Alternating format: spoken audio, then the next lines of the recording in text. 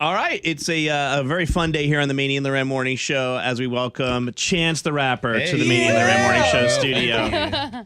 Welcome. Thank you. Oh, I appreciate it. Welcome back to Charlotte. Yeah, I love Charlotte. It's a good time every time. You got a little spot in your heart for Charlotte, right? For the Queen City? I do. My mom's family is from a small town in North Carolina called Pilot Mountain, North Carolina. Nobody knows of this place, but it's right outside of Winston-Salem. Yeah. And I spent my summers growing up coming out here, and Charlotte was always the big city. So, yeah, since before I was performing, I always just loved spending time here. Yeah, it's cool, man. Well, we're glad you came through. Thanks for coming back.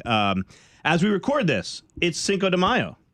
Is it? Yeah. I didn't even, I don't even have a body clock anymore, so right? That's good to know. We got to get you a margarita. Yeah. What are we doing? What would be if you're in front of a if you're at a Mexican restaurant, you're sitting down. What's Chance the Rapper ordering? If you don't mind me asking. Yeah, no, that's a deeply personal question, but I guess I'll oblige. No, I'm a steak tacos guy. You know, that's what you have for I lunch. literally just had that for lunch. I'm a steak tacos guy. A little quesadilla, margarita, rice. Do you drink much? I probably drink too much, but not with my food. You Right. know? Oh, I'm more of a like a recreational drinker. Okay. Not to hydrate. Interesting. Just for fun. Interesting. I drink wine with if my wife's making like an Italian meal, I feel like I need the wine. If I'm doing tacos at home or whatever, I'll do like a Corona or a margarita. I don't know. I do that. And then there's a whole nother group of people, Chance, that eat their entire meal and then drink after. Boo. That's weird. It is weird. Isn't that weird? Out. Like, yeah. I don't even know how you get it down. Like, I need to wet my whistle, literally. That's what it comes from. Yeah, Cool. You're supposed to drink and eat at the same time. Well, you could stay since you answered that question, right? I appreciate it. I appreciate it. LauRen, I know we're excited to have Chance in here. You had a couple questions that you wanted to throw his way. Yeah, so again, just going back to your North Carolina ties, I know when you were saying that you want to get back out on the road, like Charlotte was one of those places that you were like, I've got to do a show here. Yeah. It's been, I think, 9 years since the last time I played in Charlotte. And when I first started performing, because it's been a long time now, when I first went on a tour, the first tour I ever went out with as an opener, I was opening for Donald Glover, Childish Gambino. Yep. So that's like a big brother to me. And I was, I think, 18.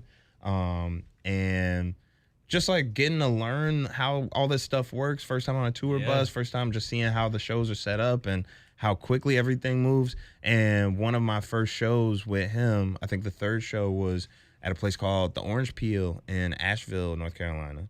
And so I always just had like I think of like my greatest moments on stage, which are my greatest moments in life. I love performing. Like that's cool. That's my thing. Yeah. And so I always associate North Carolina with like my beginnings and some of my greatest audiences that I've been in front of. So yeah, I was super thirsty to come back out here. It's actually going to be the first show post the anniversary 10-year anniversary of my project Coloring Book. Yeah. And so I think it's going to be a special show. Isn't that Are crazy? you kidding? 10 years. What does that mean to you, like, today? Looking back these years later, how does that feel? It makes me realize I have great genes because I look even better now.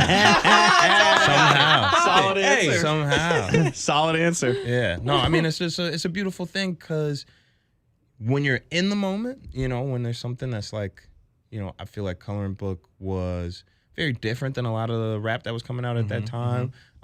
It set a new precedence with, a lot of the award ceremonies in terms of how they view independent artists, how they viewed streaming. That was at the beginning of, what we consider the major DSPs now. It was just a different time, but because there's so much movement, it gets to a point where you can't really live in the moment. You know what I mean? Like you can't really see everything that's happening to you. And so getting to this point 10 years later and meeting so many people that are like, the memories that they built to it, they had kids or they showed their little brother or their big brother showed it to them when they were a child. And it's just like, hearing these stories 10 years later, it validates everything. It makes it make sense why I was allotted so much love and adulation at that time. It was because it really had a grand effect on those people. It wasn't just like a hit song or something. Not to downplay hit songs. Hit songs matter a lot. But, Sure. But these whatever was happening with that project, it permeated through time to be something that became a part of people. Will we hear some stuff from Coloring Book when you hit the? Guess you got to the buy amp? a ticket and find out. 22, y'all, May 22nd. It's a night show, which is awesome at the Amp And in, the Amp in is Valentine. such a cool It's beautiful. venue. It's so awesome. It's actually right across the street from my house, so I'll walk over. Hey, LauRen. Chance, if you need to use the restroom or anything, Right. she's got a Yeah. pretty nice. Yeah. She's got a pretty nice yeah, one. I hope there's stuff in the fridge. I can't wait for the after party at Lauren's house. I do throw a banger. Come I will on. say. Let's find out. When you wake up in the morning, do you, and I love asking artists this, you know, because y'all's mind just works different than a lot of us, and you have to be your own like toughest critic too. Yeah. If you wake up with a melody or lyrics or something in your head, do you write them down? Do you record it into your phone? Like, how do you keep an idea that just pops to you? How do you keep it, you know, safe and so that you don't forget it? That's a really good question. The answer is I'm wasteful. I have great ideas that I forget every day. I just don't really like, unless I'm in that mode. Sometimes I do write down things, but then I look back at them later and I'm like, this is so crass. Like this is a dirty You have to be your own line. toughest critic. Yeah. Oh, I think it's like when I'm in mode, like if I'm in the studio, you know, for whatever reason, great ideas just come to me. When the ideas come to me and I'm not in the studio, it's hard for me to maintain them. One of my favorite Kanye West lines is he says something about like, I write my own lines, sort of, I think them. That means I forgot better than you ever thought of. Ooh, that's strong. I've forgotten some great stuff. So what's like the process like for you? Like, cause I make music too personally. So it's like when you start making music, do you start with the beat? Do you start with the words? How, you know what I'm saying? What's your situation? That's Is a good there- question. Some of my greatest songs, like No Problem, started with just me saying to myself over and over again, if one more label try to stop me. I was saying before I ever got a beat or got to the studio, that was one of the ones that's just stuck with me. And I was basically looking for a beat to house Put it that in song there, in. yeah. But then a lot of times, like if I'm working, like if I'm going in the studio, like clocking in, I'll have like a session pulled up with a bunch of different beats that I've gotten from producers. One session is all, you know, beats that I got from producers I rock with. Another one is like features that I owe to people. And then another one is like songs I started on. And I'll go through those sessions just picking beats. And I do a lot of punch cutting. I'm sure you know what that is. Like, so I'll punch cut, but I also write too. It's different every time It's I go crazy. into the studio. That's crazy because when I listen to like a song, you know, whether it's Al's or yours or anybody's, I think it's like the way that I think a movie is shot, which is start to finish, and that's just not the way you guys build. Yeah. You know, it's not like building a house with the foundation. I mean, I know that's in your mind, but like you might start with the roof. Yeah. You might start with the second floor. More of literally. a puzzle piece, I guess. really like is. puzzles 100%. than It really is. I think there's still foundation. like a like schematics or like blueprint portion of where you're like looking at it from a bird's eye view and saying, what do I want this song to be about? Right. Where do I want this song to be played? Who is the target audience? Who, from what perspective am I writing, and who am I writing it to? But it's still like you said, like, and once I answer all those questions, I might start writing the hook, or I might start writing the verse, or I might start telling my producer what sample I want to pull for, or I might start recording drums. Any part of it could be made at any time because they all are a part of the eventual listening experience. Right. That's weird, Yeah. but it's cool. And It's kind of like how you put together a show. It's all over the place, but it does come together at the end. there's you some know? truth to that. Yeah. We I know you worked with Ed Sheeran. I know you that's my worked with dog. Justin Bieber. That's my super friend. Yeah, man. We played Holy on the show, and one of the things I asked Ed when we got to chat with him was like, who do you run your song past if you think you're hitting it or not? And he said Elton John, and he's like, Elton's a tough critic though. Yeah. He's like, I had this song that I thought was awesome.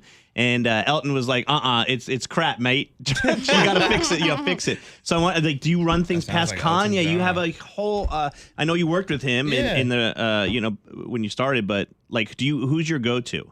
I think I'm different in that. Oh well, Reese, like my team, like my best friends, like You trust Reese? Yeah, for sure.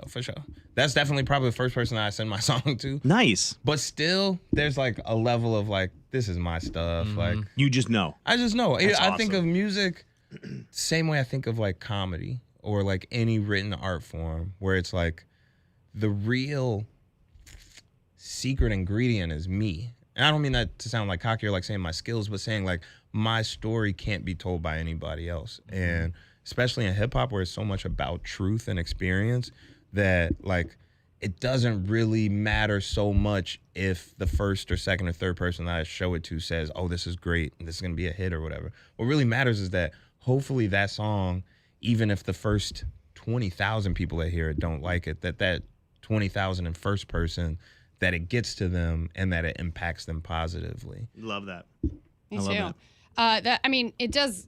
I was just about to ask you, for somebody like Al, who's, you know, starting off, you know, their career, they're making music on their own.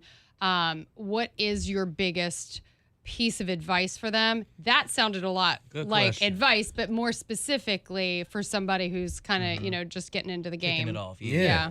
I guess the best piece of advice that I learned was when it comes to developing your fan base, not so much on the creative side, but just like as a business, I guess. When I was younger, a lot of like, we thought that it was all about getting discovered. Like, do you remember that phrase? Like, Diana Ross discovered the Jacksons. Like, they used to say discover or put on. Like, put me on. Somebody who put being you put on? discovered. Who co-signed Yeah. you? Like, that was like a big deal. And so people in like, and I'm saying it like I'm in my 70s, but like, you know what I'm saying? But like, I saw you were born. yeah, I graduated high school. but I feel like there's a difference now, at least in that, like, there was a lot of emphasis on, you know, having somebody who's already established, whether they're an artist or somebody that works in the industry, find you, and then they'll introduce you to audiences. And I learned quickly that like It's that almost just the doesn't reverse work. now. Yeah, no, Yeah. it's I think it's always been about how can you garner an audience, and if you can do that groundwork yourself. I did it through doing open mics. Like I used to, because I started out in poetry, and I would eventually rap at these open mics, and then when I had my first show, I just printed out my own tickets and sold them to people that would come to the open mics, and I basically created a fan base, and I just kept interacting with those people, and they became catalysts to bring more people in. And once you get that, that's when all that interest really peaks. Like all the people that discover people, you know, they're looking for a kid who could play a live show, who could bring 100 people to a venue, or you know. And so I would say always focus on the fan base, always focus on, and that again, that's not established artists or record label owners. It's like, will your cousin come to your show? Right. Like, can you get your cousin to come? And it sounds easier than it Yeah. is. Like, your cousin might be You can busy. get your friend Reese to come to the show. This is my manager. That's what I'm saying. Like, Come out, yeah. if he So- wouldn't come to my show, who would? You know? Yeah. That's a good point. Solid. It's Dude, real. we appreciate you dropping by. It's okay. Wait, Thank I you. got one more question. Starline. We'll put it in 6 years. text. Oh, Yeah, boy, yeah, yeah, we 6 got- years. no, we Starline. got Come time. on, that was a Yeah. long Okay, time. all That was right. about what's up? Let's talk about it. Yeah, Starline, I think it's my most important project. I've gotten a lot of love. It came out in August. We did the tour, and it was beautiful seeing people. And like you say, yeah, 6 years is a really long time between projects. But I spent that entire time making it. And from being in West Africa and Ghana and Jamaica and France and in Switzerland, like all of these places kind of grew me and grew the relationships around me. And I was able to like pen what I think is a pretty well done project. And yeah, but thank you for All those asking places about made it. impressions on your... Totally, yeah. I mean, like the project, the title itself comes from the Starline, from Marcus Garvey's Starline. He used to have a ship that was about that big that created trade routes for black folks in the States way back in the 20s. It was the first time that black people had been kind of in charge of their destiny when it comes to ships, you know? And so I found that story really inspiring, and it kind of just went on a journey learning about all the places that he had been or inspired, from Ghana to Jamaica, eventually going to the Venice Biennale and learning about some of the artists that he had inspired. And that kind of all came together in this album where I was able to be both self-reflective and also like, you know, make my little critiques of the world that we live in right now all under that umbrella. But it's definitely the proudest I am. I love that. of a Which project. sound like influenced you the most? Because you said you traveled to all these different countries. Is there a particular place where you feel like, yeah, they kind of got it? You know what? It's so funny. Like when I was first making the project, it sounded like a super mix of all the places that I had been. There was a lot of Afro beats and I spent a lot of time in New Orleans, just mainly port cities, like places that are close to the ocean was a big inspiration on the project. But I think as we got closer to the end, a lot of that stuff got whittled down. Like a lot of songs that were like very regional sounds got taken off, or a song like Space and Time was originally like super Afro beats, and now it's almost like a ballad, the version that's on the album. So See, I love that. it's like things change over time. So I feel like not as much the sound, but a lot of like the relationships. I would say the biggest influence on the project was my time spent in Accra in Ghana, and with the artists there, the visual artists, painters and sculptors that really like influenced how I write. It's beautiful. I love it. You ate that. No. Yeah, man. You asked me about it. Yeah. May 22nd. May 22nd, Anthem Valentine. Chance the Rapper, we'd be remiss if we let you get out of here without talking about fashion. I know the Met Gala was last night. I know you've been. What are you looking at in fashion moving forward? Did you like any looks? Is there anything that Chance is doing fashion wise in 2026? Yeah, well, so Starline has been like a kind of a jump off point for me to like work with a lot of fashion brands. And one of my friends that I'm actually wearing his stuff right now, Murder Bravado, he does Who Decides War. I've been trying to figure out a way to do something with them in fashion, because I feel like they just do the best stuff right now. I didn't watch the Met, just being honest. I did see. Yeah, you're busy. Yeah. Shout out to Chris Sales, though. I saw my boy Chris Sales was out there. Continuing to be the man that he is and fighting the fight that we all need to be fighting. And yeah. And I didn't get invited. If I had, I probably would have been getting yelled at by Chris Sales too. So. Hey, that's an expensive ticket. The Met Gala that's a high dollar ticket. There's a lot of basketball on last night. You were busy. You had a lot of stuff to do. You're on your tour. You don't have time. You would have turned it down anyway. Yeah. We don't have time for that, Met Gala. Chance the Rapper, everybody. Chance, thanks so much, buddy. Thank you.